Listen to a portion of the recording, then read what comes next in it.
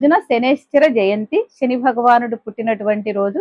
మనకి ఏలినాటి శని, శని మహాదశలు జరిగేటప్పుడు ప్రతి పనిలోనూ ఆటంకాలు ఎదురవ్వడం, అనారోగ్య సమస్యలు, వృధా ఖర్చులు, మనశ్శాంతి లేకపోవడం ఇలా ఇవి జరుగుతూ ఉంటాయి.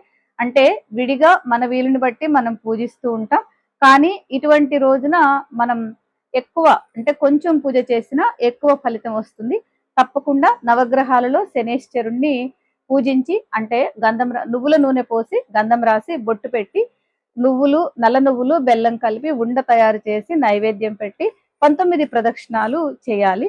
చేస్తే మనం ఓం శం శనేశ్వరాయ నమః చాలా చాలా మంచి మంత్రం.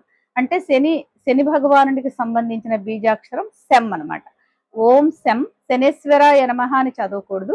ఓం శం శనేశ్వరాయ నమః అని చదువుతూ 19 ప్రదక్షిణాలు చేసినట్లయితే మనకు చాలా ఆటంకాలు తగ్గిపోతాయి.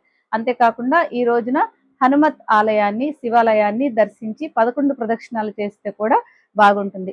అంతేకాకుండా నల్లటి వస్త్రాలు, చెప్పులు, గొడుగు ఇవి ఎవరికైనా లేని వారికి దానం చేయడం, ఆహారం పెట్టడం వలన కూడా శని భగవానుడి అనుగ్రహం కలుగుతుంది. అంతేకాకుండా దీనితో పాటుగా ఈరోజు ఒక మంచి స్తోత్రం మనం డిస్క్రిప్షన్‌లో కూడా ఇస్తాము. దీనిని చదువుకుంటే కూడా చాలా బాగుంటుంది. నమస్తే కోణ సంస్థాయ పింగళాయ నమోస్తుతే నమస్తే బభ్రు రూపాయ కృష్ణాయ చ నమోస్తుతే నమస్తే రౌద్ర దేహాయ నమస్తే చాంతకాయ చ నమస్తే యమ సంజ్ఞాయ నమస్తే సౌరయే విభో. ఇది మొత్తం చదివితే ఒక్కసారి చదివినట్లు. దీనిని 8 సార్లు తప్పకుండా చదువుకోండి. చదువుకున్నట్లయితే మనకు శని భగవానుని అనుగ్రహం కలుగుతుంది. అంతేకాకుండా రావి చెట్టు వద్ద నువ్వుల నూనె దీపం పెట్టి బెల్లం నైవేద్యం పెడితే కూడా చాలా మంచిది. లేదంటే జమ్మి చెట్టు వద్ద 8 ఒత్తులు ఒక ఒత్తిగా చేసి దీపం వెలిగించి బెల్లం నైవేద్యం పెట్టి చెట్టు చుట్టూ 19 ప్రదక్షిణాలు చేయాలి. అంటే ఇన్ని చేయాలా అని అనుకోవద్దు.